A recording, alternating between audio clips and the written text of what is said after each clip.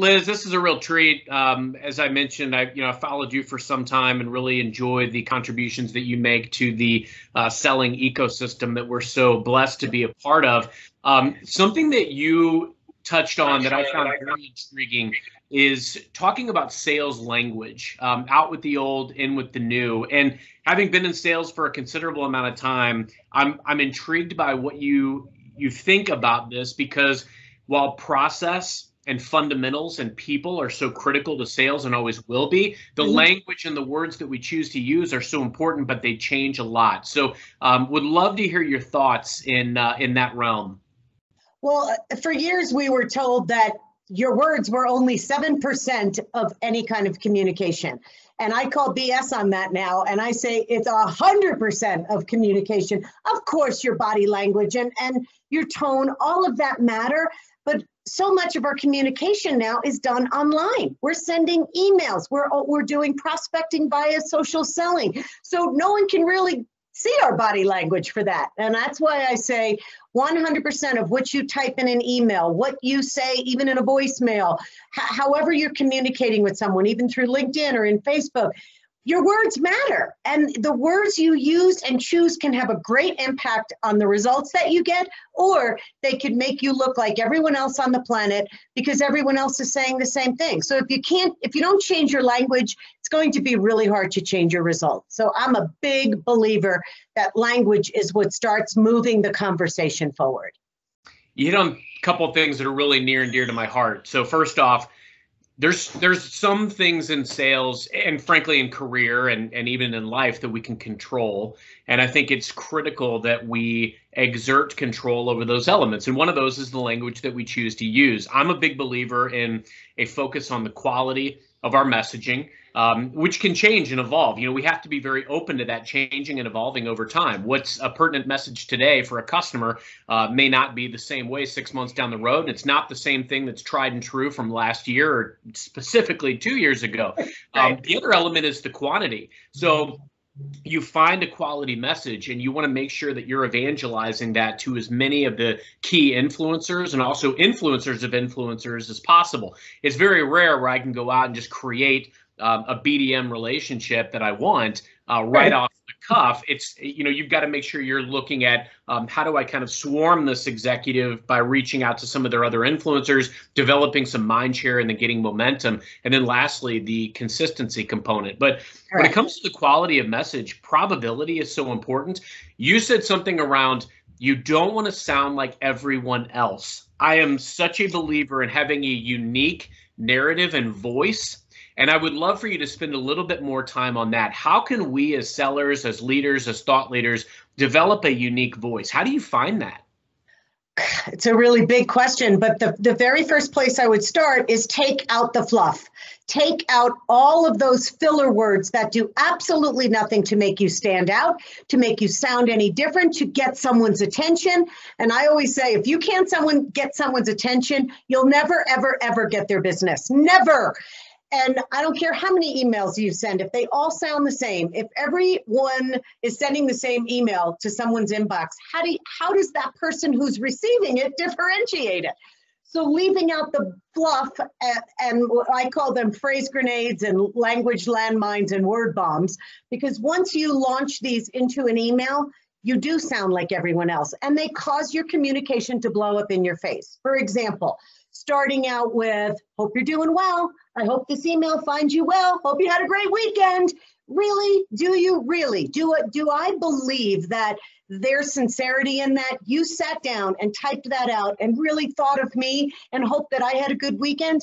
It doesn't land on the person that you're sending it to. It bounces right off of them. It adds no value to the communication. So I say, leave that out. If you really want to be nice and you really feel like you have to add some fluff, put the fluff at the end where they're probably not going to read it anyway. You could say, P.S., hope you had a great weekend at the bottom. Don't start your message the same way a lot of spam messages start out. Many of the spam messages we get all have, hope you're doing well, hope you're doing great, hope this email finds you well. It doesn't help us anymore. It actually can hurt. So that's said. One way. Yeah, so well said, Liz. I think one key element, and look, we're all guilty of these at some point in our career. And I think it's key that even if you are, acknowledge that element and start to look at how can I make the structure of an email or a phone call or my message overall, how can I make it more effective? How do I make it land? How do I make it resonate? And the way to do that is to provide the fact that you've got a unique voice, add value right out of the gate. And a lot of times too, it comes from a very much of a place of servitude. Like, how can I reach out in a way that is going to create and offer something unique, but also just not fit into the same mold, that templatized approach that so many of us take. Yes. I like to liken it to a job search. You better believe that every job that you apply for, no matter how good you feel you are of a fit, there's probably 100, if not 1,000 other people that have applied for the same role. So what's going to make you stand out? What's your personal brand? What does that say about you uniquely as an individual? Apply the same thing to whenever you're reaching out to some of these executives. I've talked to a lot of C-suite, people within organizations, and I ask them sometimes, like, how often do you hear from sellers? Like, what works, what doesn't? And I find it fascinating because, they get hundreds of emails, over the course of even a month, just from different sellers trying to get a hold of them. And it's full of fluff, to your point. And I ask them, like, how do you differentiate? How does something stand out? How does something get a meeting with them? And it's every time. It's exactly what you highlighted. It's low fluff, high action. What's the value? What's the unique vantage point or perspective that I'm going to bring? Or what's a resource that I'm reaching out with? So I love that you highlighted on that. I call that the verbal 2x4. You want to hit them with the verbal 2x4. And if you're not getting their attention, you just become another. You fall down in their inbox and you just go lower and lower and lower. And then what people do is send another email that says, I just wanted to get it in the top of your email. Well, where's the value in that? You're being self-serving by saying, hey, I'm trying again. I'm not adding any value, but I'm bloating your inbox with what I want to do, not what you truly need from me or the value that I think I can provide. And we're missing that. There's all these little missing components of the way they're connecting and communicating with people. And once they're all shored up, you have a great, powerful message and a structure to writing that message. Then you start writing messages to someone, not at someone. And it's felt. I can tell a message that was written to me, not directly at me. And there's a difference. You could feel it, and there's sincerity in there. And that's what people are looking for. I love that. And I think that you hit on something that's so important, because we're told as sellers, it's a contact game, right? But the personalization, the humanization becomes even more important now that everything is more virtual. Mm-hmm. And the challenge that we run into is because these tools are so readily available. Like, it's so easy for me to reach out to somebody on LinkedIn or to send an email. These things are easy, which means they're overused, which means that my message can be diluted by those who are doing it wrong or doing it ineffectively. Right. And so I think that's why we've really got to double down on, being very intentional about our audience, being very intentional about the message, and then how we try to bring them to the table and then ultimately keep them there. That's right. One of the things that you talk about as well is really the difference between selling, the difference between serving, and then also being a self-serving professional. And, one thing that I find fascinating about that in general is that often, when we're starting out in sales, right, we're trying to get our bearings, we're trying to get our foundation, we're trying to understand the nuances of selling. And after getting some early success, we may have a certain connotation about sales, but sales over the long term is really becoming a student. It's about understanding, all of the parameters. How do you deliver unique value, and ultimately how you serve? I'd love to get your thoughts on the unique and the stark differences, comparison, contrast between serving, selling, and then being self-serving. And they're subtle but powerful. And it's hard to separate selling and serving. It's hard because if you're a good salesperson, you are serving someone. Where people get in trouble is when they say, I don't sell, I just serve. I'm not a salesperson. I show up and I just serve, which tells me that you don't know how to sell, so you're showing up as a servant.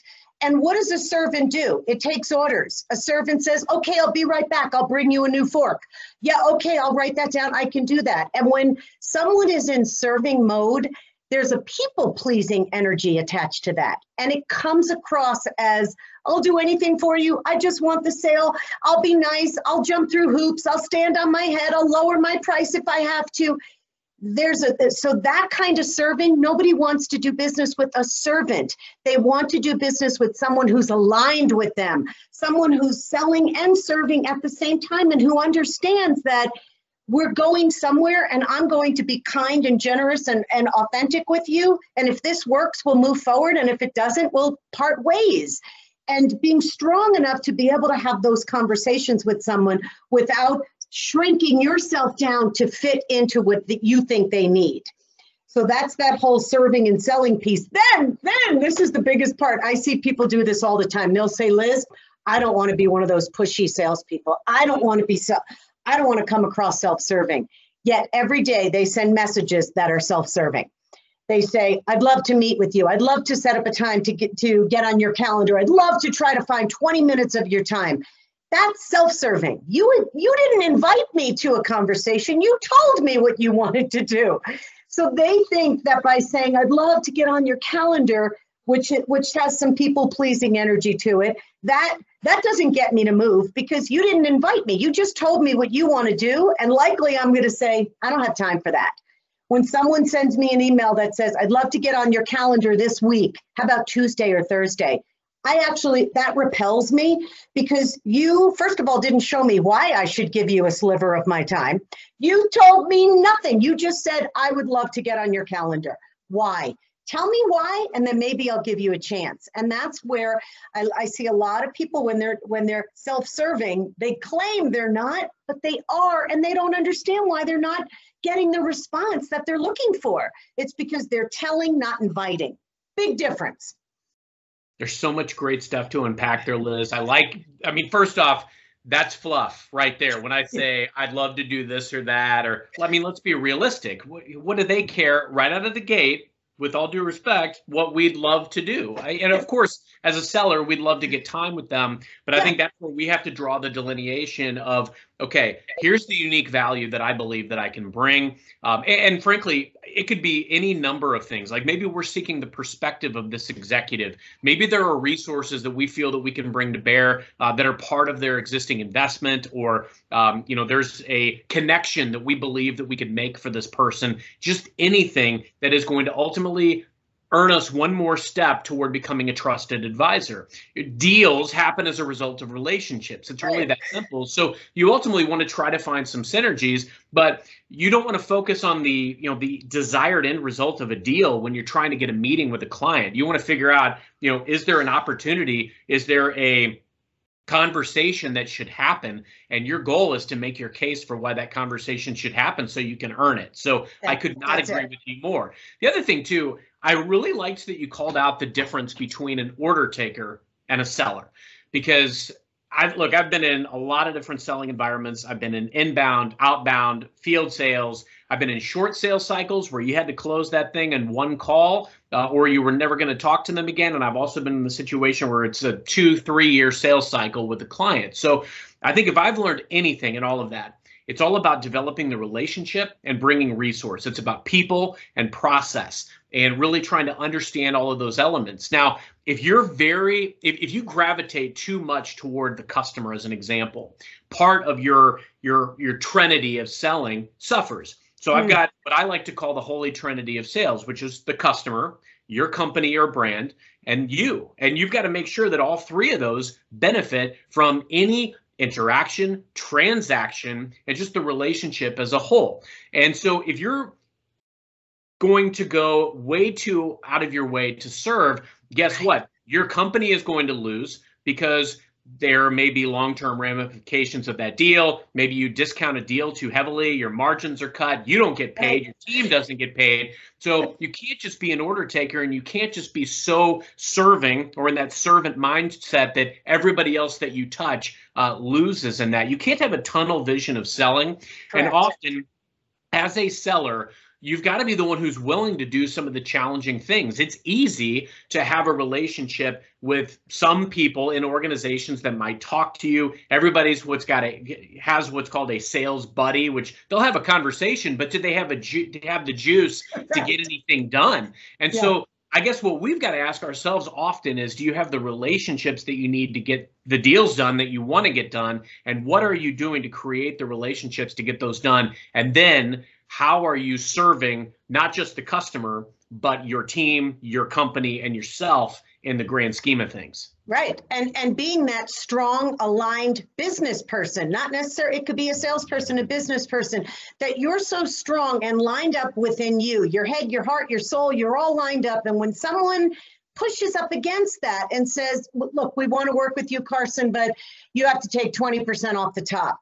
Instead of saying, well, let me see what I can do, having that strength and saying, you know what, Carson, we need to talk that through. I'm not sure I can do that. I might be able to take 20% of the program out of what you're looking for, but I'm not sure that I can do that. You and I have to have a deeper conversation about that and push lightly up against what's coming back to you. Don't cave, don't fold, don't diminish yourself. Have a strong conversation around what's coming up in the conversation.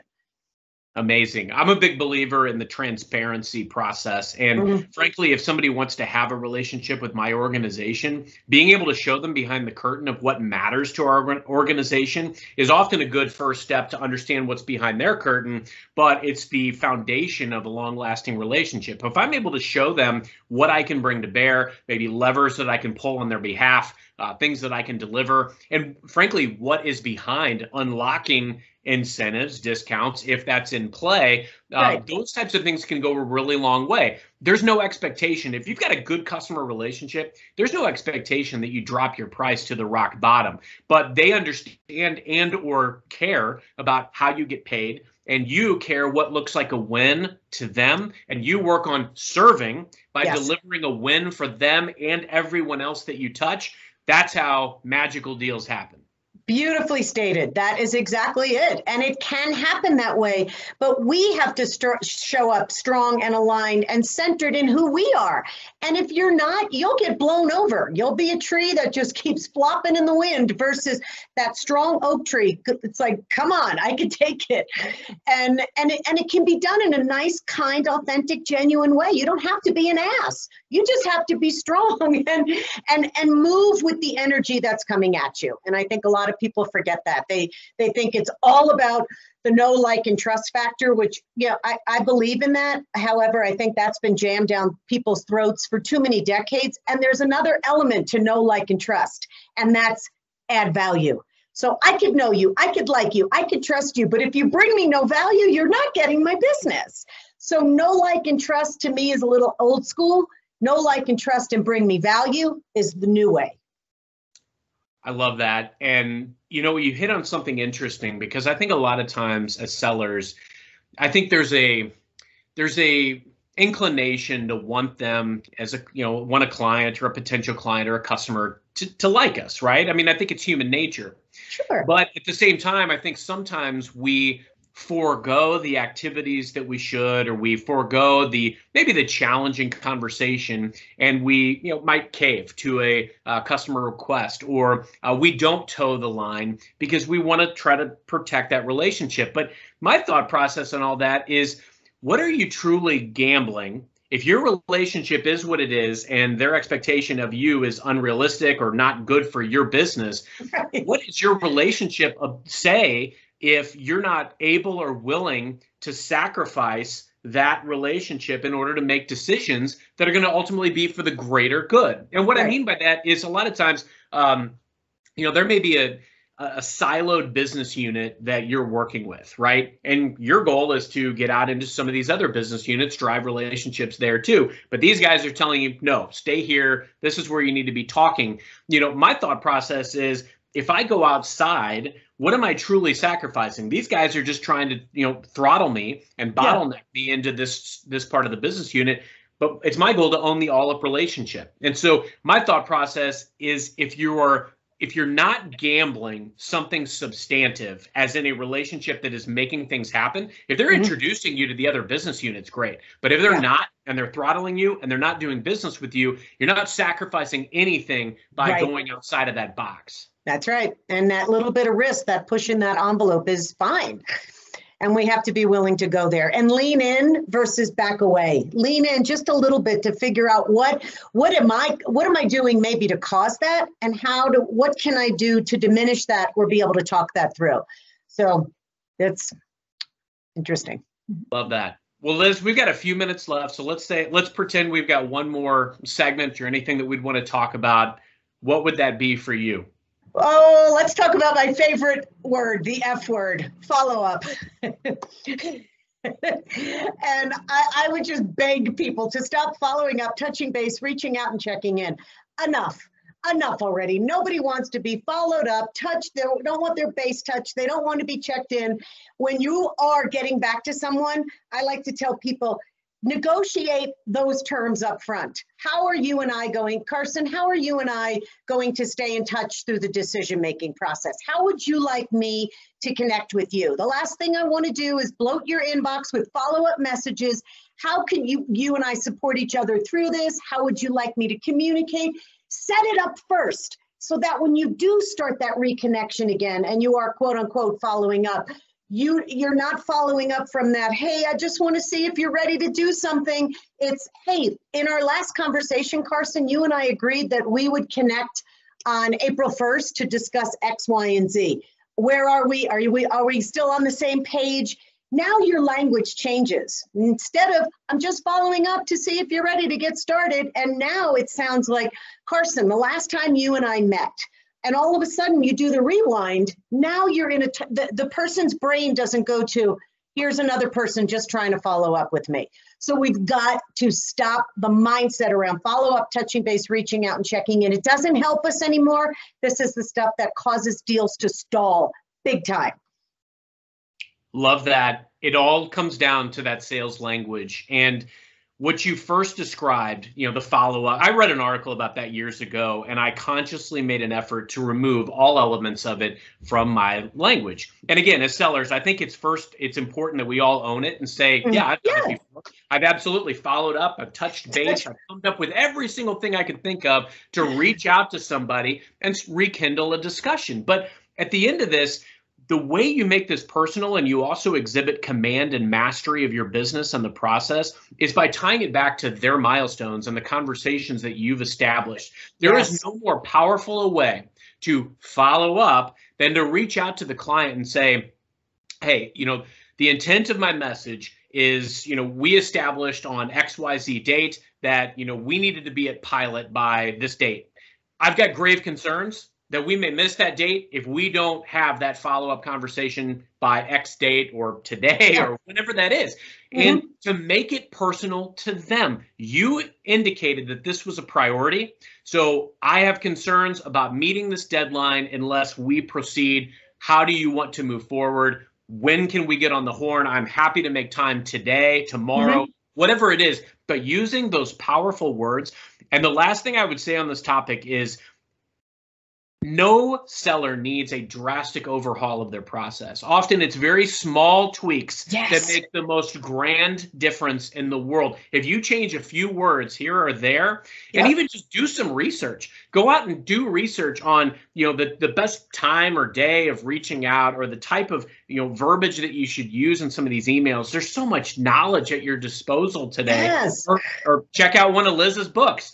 And the bottom line is if you make these small tweaks to your process, your probability of getting the conversation, of moving through the sales cycle and ultimately winning the deal goes up exponentially. It does. It's as if you stepped on the gas versus keeping your foot on the brake, because a lot of times salespeople are slowing down their own process. They're responsible for people not to get back to them. They're slowing it down. They're blaming the client, but ultimately their language, their process, what they're saying, the energy they're moving through is causing someone to go, oh, no, I'm not calling him back. I know what he's going to do to me, or I know what she's going to say.